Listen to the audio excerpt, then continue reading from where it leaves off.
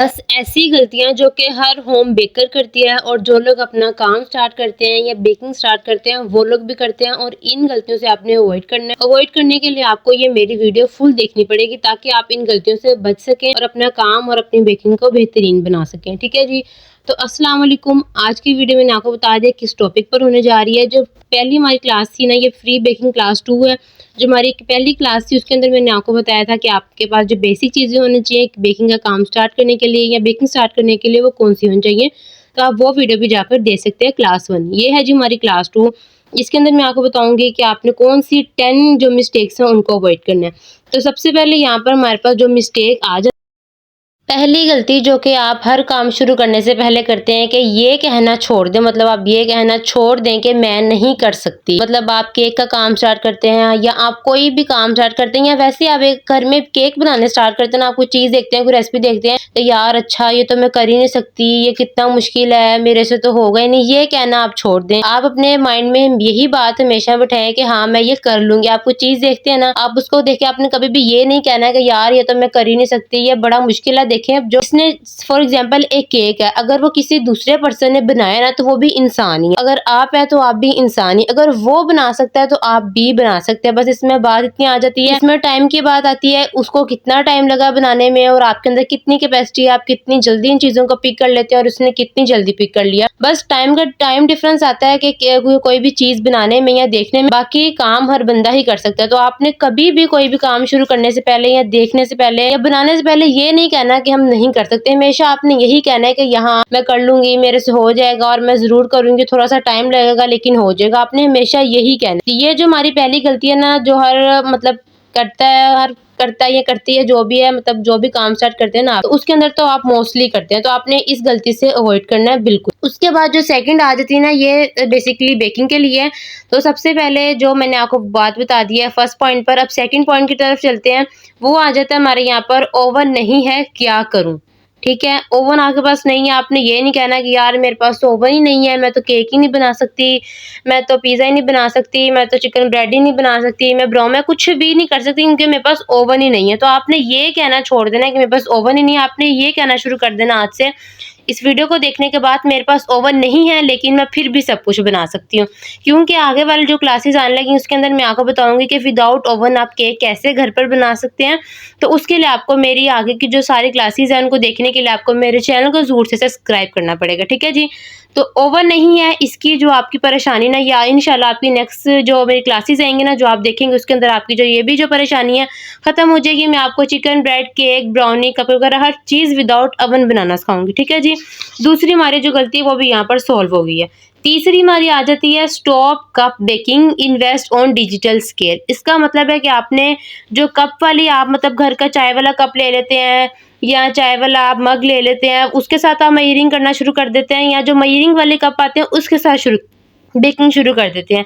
तो आपने उसके साथ बेकिंग शुरू नहीं करनी। अगर आप एक अच्छा होम बेकर बनना चाहते हैं, एक सक्सेसफुल होम बेकर बनना चाहते हैं ना, तो उसके लिए आपने मेजरिंग की जो आप कप करते हैं ना, यानी कि स्टॉप कप बेकिंग, आपने उसको अवॉइड करना, आपने उसको बिल्कुल ही छोड़ देना। आपने इन्वेस्ट करना है अपने बेकिंग स्केल पर, किचन स्केल पर या डिजिटल स्केल पर, जो कि मैंने आपको जो क्लास 1 में बताया था, जो कि मोस्ट इंपॉर्टेंट थिंग है आपकी बेकिंग में। आपने इसके ऊपर एक दफ़ा इन्वेस्ट कर दिया ना तो आपको बार बार कप लेने की जरूरत नहीं पड़ेगी, आपको बार बार कुछ भी लेने की जरूरत नहीं पड़ेगी। सिर्फ आपने एक दफ़ा वो मेजरिंग वाली यानी वेट वाली मशीन ले ली तो आपकी जो ज़िंदगी है वो आसान हो जाएगी हर चीज़ को मेजर करने में, हर चीज़ को बेकिंग में। बेकिंग होती ही मेजरिंग स्केल के साथ है, यानी कि मोस्ट इंपॉर्टेंट थिंग है मेजरिंग स्केल। तो आपने मेजरिंग स्केल ज़रूर ले लेना है। जो तीसरी बात मैंने आपको बताई। चौथी बात हमारी जो आ जाती है, चौथी गलती या चौथी जो मैं आपको कुछ टिप्स भी दूंगी इसके अंदर, वो ये है कि हर बेकिंग आइटम खुद ना बनाया करें, एक नीश सेलेक्ट करें। नीश का मतलब ये है कि आपने एक अपने अंदर मतलब सेलेक्ट करें। जिस तरह आप मैं हूं ना, मैं कपकेक बना लेती हूँ, या मैं सेल करती हूँ कपकेक सेल करती हूँ, ब्राउनी सेल करती हूँ, उसके अलावा केक सेल करती हूँ। केक की डिफरेंट वैराइटीज आ जाती हैं। ठीक है जी। उसके अलावा अगर आप कहें ना कि मुझे तो पिज़्ज़ा भी बनाना आता है, मैं पिज़्ज़ा भी सेल करूँगी, मुझे चिकन ब्रेड बनानी आती है, मैं चिकन ब्रेड भी सेल करूँगी। उसके अलावा कोई ऐसी चीज़ है जो आपकी मतलब आइटम से, आपकी नीश से बिल्कुल डिफरेंट है, वो भी सेल करते हैं, तो आपका काम नहीं चलेगा।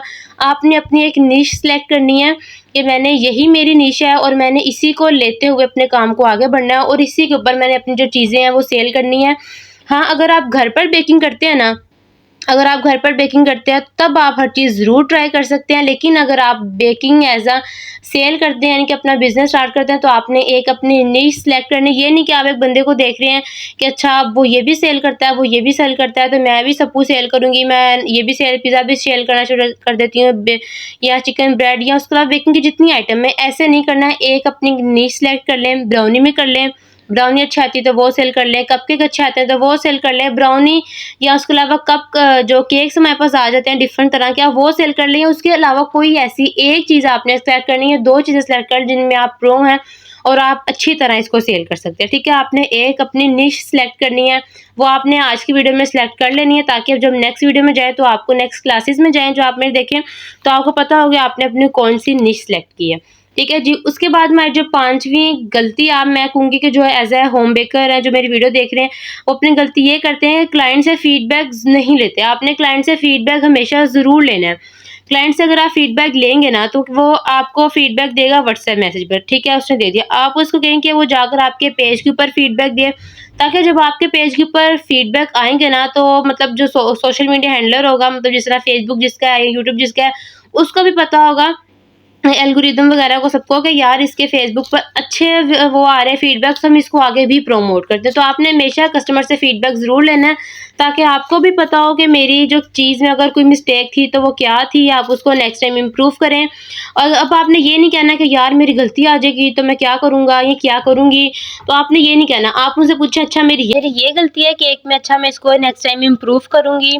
या आप उनको कहें कि मैं आपको एज़ अ गिफ्ट के तौर पर कुछ चीज़ ऐसी बनाकर भेजती हूँ जो कि आपको पसंद है। तो आपने फीडबैक क्लाइंट से हमेशा ज़रूर लेना होता है ताकि आपको भी पता चले आपकी चीज़ कैसी थी और क्लाइंट की तरफ से भी आप पूरे मुतमिन रहें कि जी हमारे कस्टमर को हमारी चीज़ पसंद आई है। जो 6वीं बात यहाँ पर 6 जो मिस्टेक आप कह लें कि यहाँ मैं आपको एक टिप दे देती हूँ कि अपनी स्किल के मुताबिक ऑर्डर लें। यानी कि अब आप देखते हैं ना कि आप एक क्रीम केक बनाते हैं, आपने उसका ऑर्डर ले लिया। अब आपने एक बटर क्रीम केक है जो आपने कभी बनाया ही नहीं है, लेकिन आपको पता है कि यार अच्छा ये भी सेल होता है। आपको ऑर्डर आ गया, आपने कहा ठीक है मैं बना दूँगी, आप इतने पैसे भेज दें, बन जाएगा। ऐसे आपने नहीं करना। जब आपको वो चीज़ आती ही नहीं है बनानी तो आप कैसे अगले को बनाकर देंगे? किसी के इवेंट के साथ कैसे आप मतलब उसका इवेंट सारा ख़राब कर देंगे? किसी के बर्थडे है तो बर्थडे ख़राब कर देंगे उसकी। तो आपने ऐसा बिल्कुल भी नहीं करना। आपने वही चीज़ का ऑर्डर लेना है जिसमें आप प्रो हैं या जिसको आती है। हाँ, अगर आप butter cream for example butter cream cake का भी ऑर्डर लेना चाहते हैं तो आप पहले उसकी प्रैक्टिस करें। जब आप उसमें प्रो हो जाएँगे तब आप उसके ऑर्डर लें। हमेशा अपनी स्किल के मुताबिक ऑर्डर लेना चाहिए। ऐसा नहीं कि अब आप बिगिनर हैं, अभी आपको 1 पाउंड केक भी सही तरह बनाना नहीं आता और आपको जी किसी ने ऑर्डर दे दिया कि मुझे इतने टियर का केक चाहिए, जिनको टियर का मतलब नहीं पता, जो बिगिनर है उनको बता दूँ कि जो हमारे स्टेप बाय स्टेप केक आते हैं ना, वो वाले केक जो होते हैं, तो उनको आपको ऑर्डर आ गया तो आपने कहा हाँ ठीक है मैं बना दूँगी। बाद में जब केक डिलीवर हुआ ना कस्टमर को पसंद आया, पैसे भी ज़ाया, आपकी मेहनत भी ज़ाया, तो इसलिए आपने अपनी स्किल के मुताबिक हमेशा ऑर्डर लेना है। उसके बाद जो 7वीं हमारी यहाँ पर बात आ जाती है कि रेसिपी को बार-बार चेंज नहीं करना, हर बेकर की रेसिपी ट्राई करने नहीं लग जाना। इसका मतलब क्या है?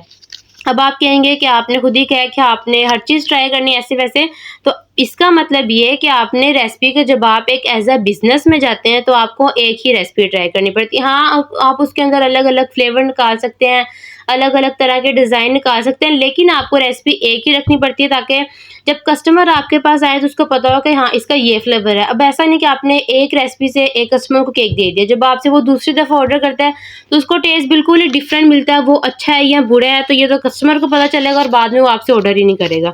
ऐसा आपने बिल्कुल नहीं करना है। एक अपनी रेसिपी को सिलेक्ट कर लें, किसी भी होम बेकर की रेसिपी को सिलेक्ट कर लें और अपने काम को जो प्रो बनाएँ और अपनी बेकिंग को जो प्रो बनाएँ। अब आप कहेंगे कि रेसिपीज़ कहाँ से देखें?